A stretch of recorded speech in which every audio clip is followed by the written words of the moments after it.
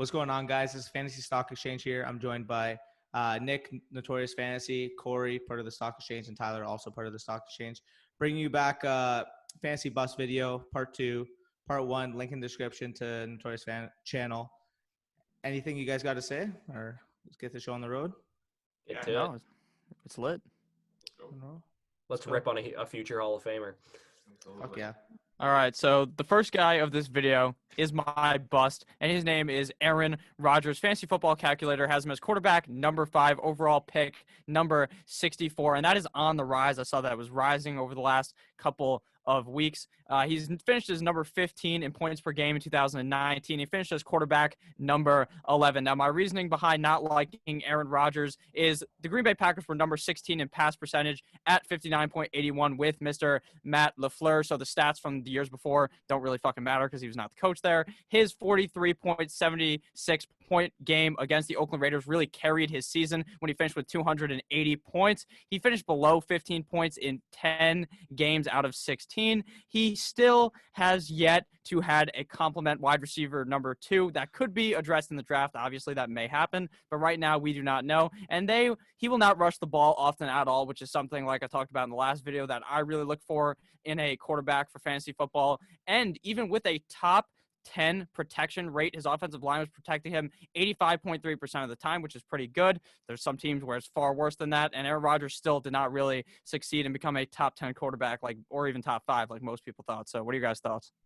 Yeah, I mean, I was just going to say quarterback 5 is way too high for him. I mean, especially with what we saw last year in terms of the volume, in terms of just in his overall efficiency. I mean, he wasn't pushing the ball down the field on a consistent basis, and he just had a sharp decline from what we've seen Aaron Rodgers from in the past. I mean, the days of him being QB1 are clearly over, and the fact that he's even in the top 5 still is just absurd to me. But what do you guys have to say about that?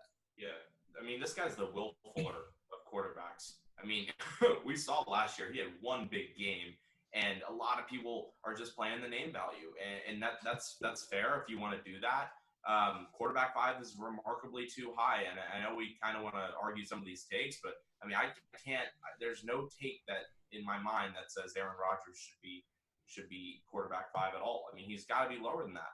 Stop playing the name value. Don't buy into that at all. If you're in a redraft league, draft for value. Aaron Rodgers is not an elite quarterback fantasy-wise anymore. Yeah, absolutely. What year is this? Come on. Like, it's not 2016 anymore.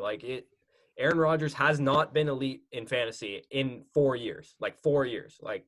Before he broke his collarbone in 2017, that was the last stretch of elite fantasy football that he had. His weapons are changing constantly every year. He lost his right tackle in free agency, Brian Bulaga. Out with the old, in with the new. Draft a young quarterback, just Josh Allen, whoever, Dak Prescott, someone who's young and up and coming. Aaron Rodgers is on the decline. I was just going to mention, you said quarterback 5 ADP. What was his overall ADP just in comparison to 64? Yeah, that's just absurd. When you think about it, you're investing, what is that, an early 6th round pick in a guy who's clearly past his prime, clearly on the downturn. I mean, don't do it, guys. Just there's so many streamers later on that you could easily target that are going to give you a similar floor and ceiling play as Aaron Rodgers. So, and I would say this. I mean, you look at the run game, it is so good. Aaron Rodgers and Jamal Williams, they're such a good duo. It's so effective for Green Bay, and LaFleur is loving all over it. I don't see any reason why the running backs don't get more touches this year and they start taking over that offense. I feel like they already have. It's time to start realizing that if you guys are drafting, Rodgers is definitely not the answer for your team. Yeah, like I said, it was at 59% last year, their pass percentage. I could see it at around 54, 55 next year, and that's obviously going to be even worse for Mr. Aaron Rodgers. And like I said earlier, his overall ranking right now is 64, his ADP, but it's been on the rise. People are getting higher on him, and it makes zero sense. You should be literally not drafting him. You should not be looking at drafting him at all, but Danny, you can go now. Sorry, I was just going to mention, I mean, what exactly changes from this year to last year, or last year to this year, that really gives you optimism towards picking Aaron Rodgers? Devin Funchess. I mean, yeah, I was literally about to say that's a negative for me because they were primed to take a top receiver talent in the draft. Now they have Devin Funchess. There's no way they're going to do it. In Notorious' channel, we had them taking, I believe it was Denzel Mims, correct? Yeah. No, no, that was the 49ers. That was in our video.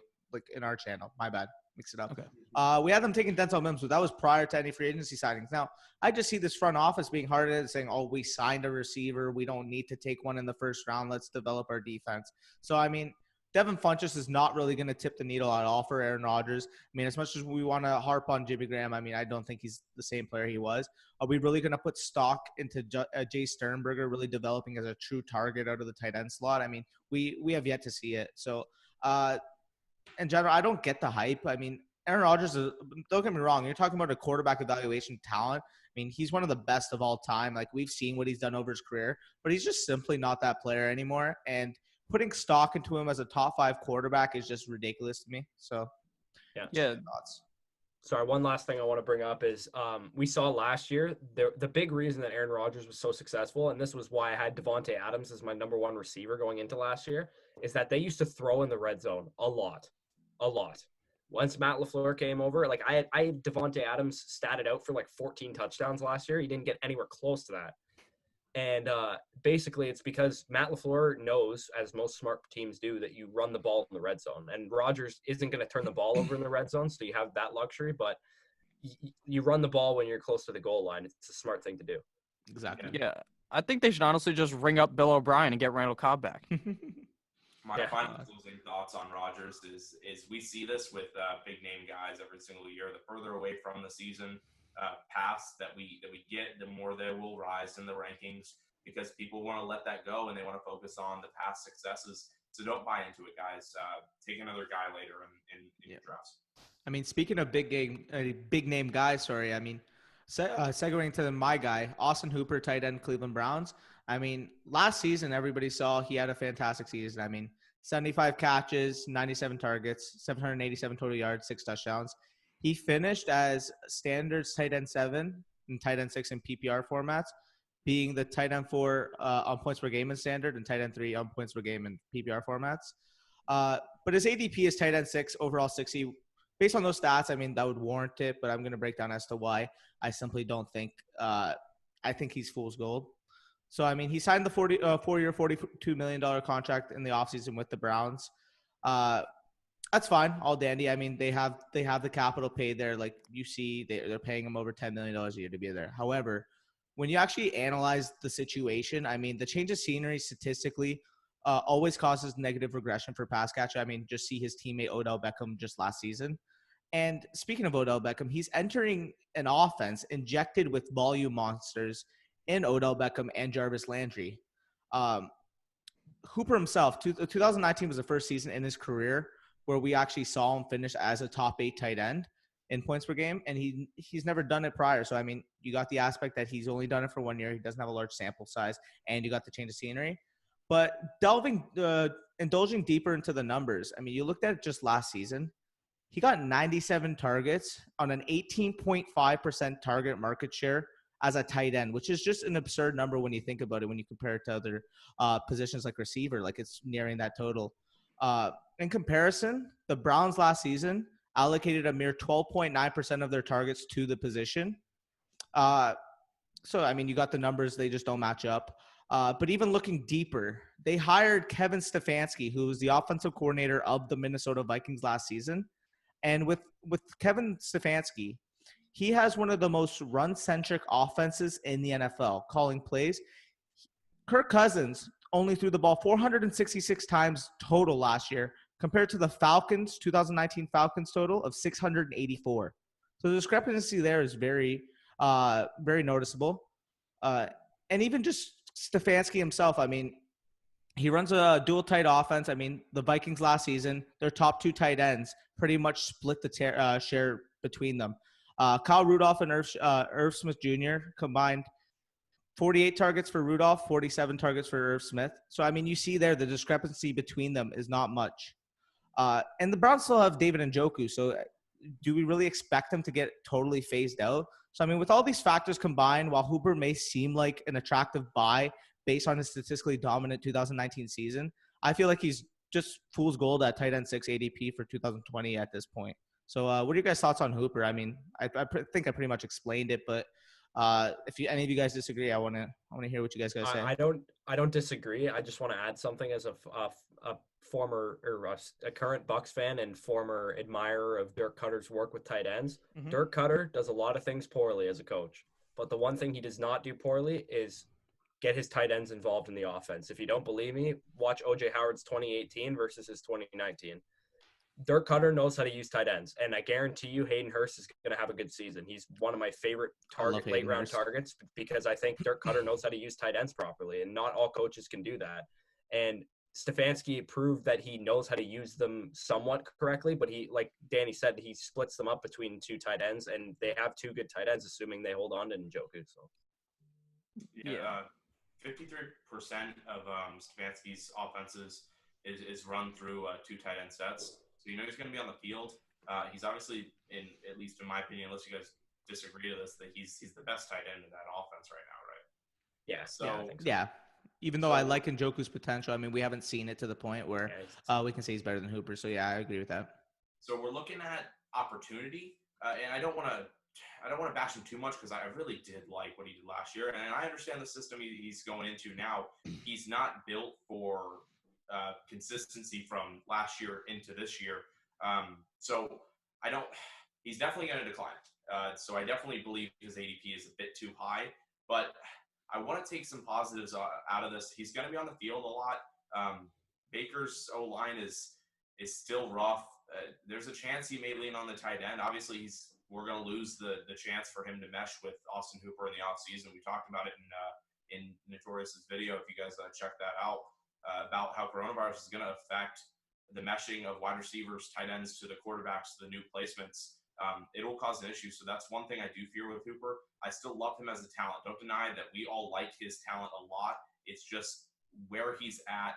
Two tight end sets of two pretty good tight ends, and they're both battling for receptions. They're battling for time on field. But one thing I do think will be there for Hooper is he will get opportunity because he's going to be on the field a lot with how Stefanski runs his offense. Now, whether or not he's getting the receptions and that's coming together as well, the chances are it won't be as good as we want it to be, but we'll know he'll at least be on the field a good bit. That's what I was going to mention. I mean, there's a complete difference in terms of being on the field in terms of snap percentage than actually receiving targets when you're on the field. I mean, you look at Stefanski's offense specifically last season, both tight ends played 16 games, yet neither of them eclipsed 50 total catches. And that's a concern for me because you saw it. I mean, they were using the offense. They were running their double tights, but Stefanski likes, I don't want to say tight end by committee, but he likes using two tight ends, which is why I think he brought in Hooper to complement what Njoku does. Hooper's a great intermediate short target. He's gonna work down low, get open down low, and it complements what Njoku does because Njoku's gonna stretch the field. Njoku's gonna catch the touchdowns. Njoku's gonna be a huge red zone weapon. So what Hooper does is provide you the intermediate weapon, while Njoku will provide you the more of the splash plays type of player. So that's how I view the signing mostly. I mean, again, you look at it, it's a ton of capital to invest into a tandem tight end. But I just think that Stefanski's going to stick to his guns and is going to run the offense that he does. Because look how it worked with Minnesota. I mean, they made the divisional round against San Francisco this year. It worked well, but I don't know. I see Bush and Nick want to add in, so I just want to hear what you guys got to say. Oh, here, I'll go first, I guess. I think that Austin Hooper will still finish inside like the top 12, but if you're back there at the back of top 12, it does not matter. I mean, anyone could finish as a top 12 tight end. It doesn't matter at all. So I think he will be like an okay fantasy option, but where he is getting drafted is nowhere near where you should even be looking at a guy like Austin Hooper. I think that if he was back on Atlanta, like you guys said, he probably would be amazing. But where he is now in Cleveland, you just don't want to touch that at all. So you can go, Bush. Yeah, just one last thing I wanted to mention before we move on to my quarterback is the running back targets in Stefanski's offense are also a very real thing, and Kareem Hunt is back, and Nick Chubb isn't a slouch in the passing game either. So along with you combine that with the short targets that Jarvis Landry gets, like that's a lot of targets in one area of the field to spread out between people. That, like, to me, the field stretcher guys are the more less crowded targets. And if Austin Hooper was more of a tight end like that, then it would be probably a better signing. But like, as you said, he's more of a short to intermediate guy. And that's where Landry and Kareem Hunt and Nick Chubb and stuff will be working that area of the field also. So with that said, let's move on to my quarterback bust. It's Jimmy Garoppolo, quarterback 13 off the board, 114 overall, 10.06. So the problem I have with this is the quarterback 13. Like, that's too high. To me, everyone knows San Francisco's a run-heavy offense. Like, they ranked 27th in air yards from the quarterback position last year. They have one of the better defenses in the league. It'll probably have a little bit of regression, but it's still going to be probably a top 10 defense. The offense is a conservative offense. There was playoff games last year where Jimmy Garoppolo threw like 8 passes. Like, the volume is just not there. And there's a kind of a narrative about Jimmy Garoppolo being like a safe quarterback. Like, he'll probably get you 12 to 15 fantasy points. Like, that's just simply not the case. In 12 of 16 games last year, he busted, like outright busted less than 15 fantasy points in those games. And that kills your lineup, especially if you're streaming him in a good matchup. And his only good games came against Arizona twice and Cincinnati, and then one game against New Orleans where they went all out. And before all that happened, before Emmanuel Sanders got there, I should say, is he had one good game before Emmanuel Sanders got there. So one thing that should be said is they're probably going to add a receiver in the draft, but a rookie receiver, like, who knows how much of an impact they might make in their first year. I mean, we just said change of scenery. A rookie receiver is changing from the college game to the NFL game. That's going to even take more of a transition than, say, someone signing a free agency. So, I mean, you see it all the year, even without the coronavirus, rookie wide receivers tend to struggle in their first year. And for a guy like hypothetically, let's just say Judy Lamb, Ruggs steps into a situation there. Like, again, we're just playing a hypothetical. Yeah. We haven't seen what's going to go on there, but we're just assuming. It's going to take time for them to get acclimated. I mean, and they're probably not going to have a scheduled OTA. I mean, we don't even know if the season's going to be pushed back at all yet. We don't know much in terms of the fantasy community. We're just hoping everything's scheduled. But even if it is scheduled, I mean, are we really going to trust that player is going to develop the rapport with Jimmy G to make him a sufficient quarterback option? And to me, again, it's just no. So quarterback 13, I completely agree with you. Way too high for a guy like Jimmy Garoppolo at this juncture.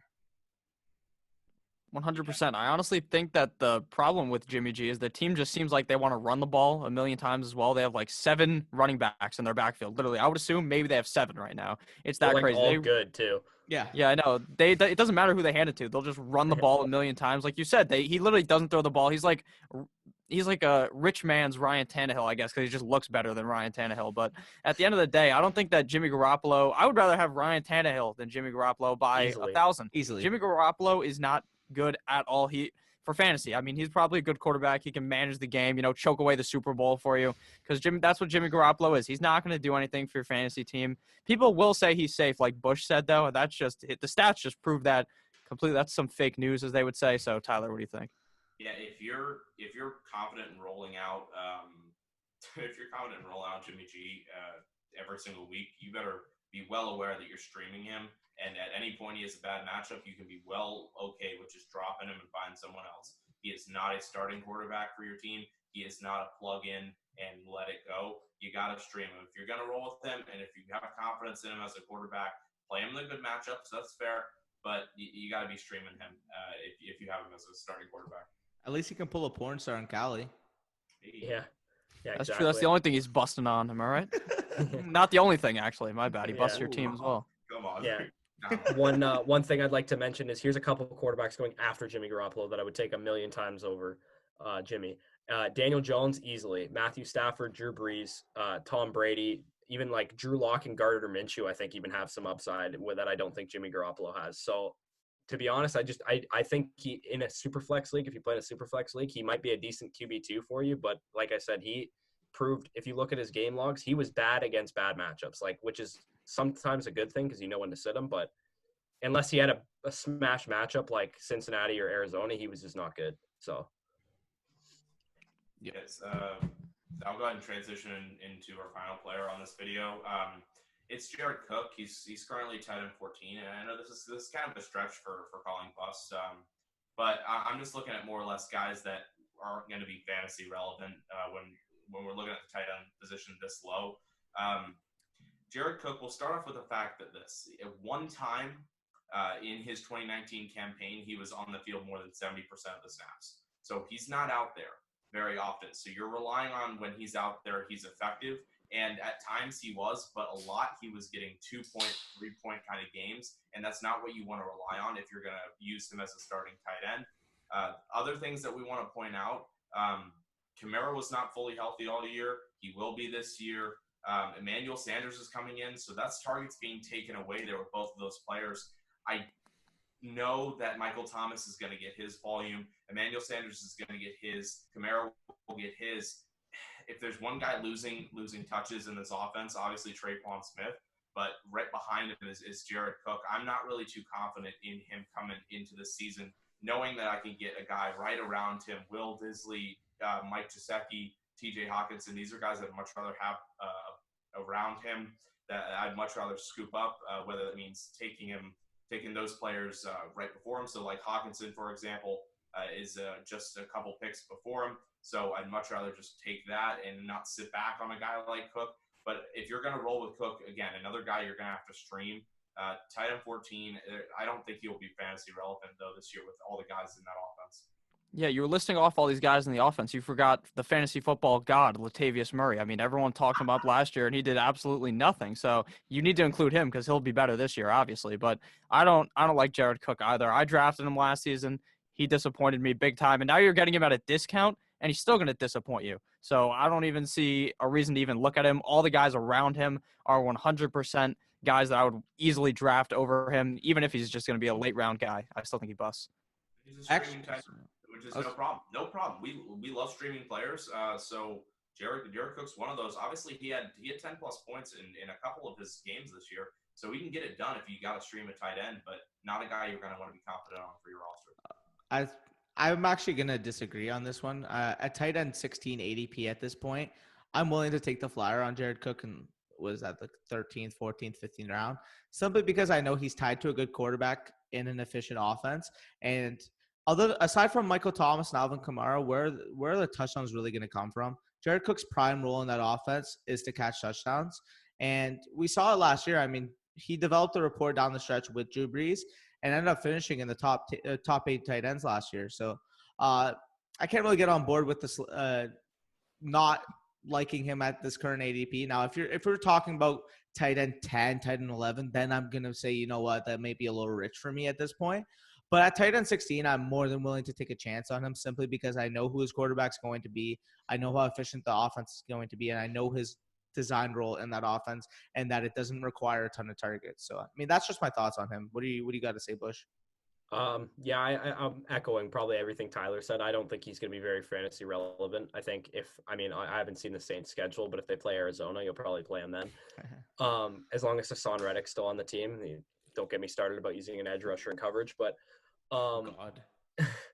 Anyway, so Jared Cook, he's old too. That's another thing to keep in mind is that he's old, and I know he's had like some resurgence like 2 years ago in Oakland and last year towards the end of the year with New Orleans, but like Tyler said, he isn't playing a lot of the snaps. That's probably because he's old. If he was a young player, he'd probably be increasing his snap count, not decreasing it. So I think he'll have his weeks here and there. Maybe you'll be able to predict them, maybe you won't, but I'm sure he's going to be a solid streamer. But I wouldn't draft him. I'd much rather take a young guy with some upside. Yeah, he's old as hell. There's no way I want to live past 33. I mean, geez, Jared Cook is a walking tombstone out on the field. And no, thank you. But yeah, I mean, those are our 4 busts that we have scheduled for the part 2 of this video. I mean, we just went over. I mean, Nick, you want to start with who you talked about, obviously? Oh, yeah. For last video? No, for this video. I mean, for this video. Who we talked about. Okay, I talked about fucking Aaron Rodgers. That dude is a bum. We already talked about it. I still believe that people are still going to draft him in your league in like the 6th round because unless you're playing with a bunch of sharps, you're just going to be seeing this in like all your friends' leagues, and it's just going to be embarrassing. So, who was the next person? I picked Austin Hooper again. He's not going to see the volume he saw in on the Falcons offense. He's entering a new system, coronavirus. We'll see how the change of scenery takes a part on him. And he's simply just not going to get the opportunity that he did last year, especially with the two tight end sets, with the receivers at place in Cleveland. Yeah, I mean, those are my driving points here just to end off this video. So what does Bush have to say on I mean, Jimmy Garoppolo, because he's ugly as shit. Whoa, that's not nice. Whoa. Just kidding. Yeah, everyone knows that's not true. Yeah, no, basically echoing. Just Jimmy Garoppolo has no upside, and he's barely got a floor too. So that's why I wouldn't draft him. Yeah, Jared Cook's rough. Streaming tight end at best. I do not like his value in fantasy, even with being around the tight end 14 to 16 range. I'm not buying in. I don't expect you guys to either. But hell, if you need a streaming tight end, why not? Might as well pick the old guy, right? Yeah, I mean, Yeah. but yeah, those are the four guys we went over today. Again, I'm gonna link Nick Notorious's channel down in the description for part 1 of this video. It's gonna be hype. We're having a good time here, going over busts. So yeah, I hope you guys enjoyed. I mean, Fantasy Stock Exchange down below. Like, subscribe, turn notifications on. We're gonna be coming at you with this content all off season. So buckle up, get ready, because we're on our grind. So stay tuned. Peace.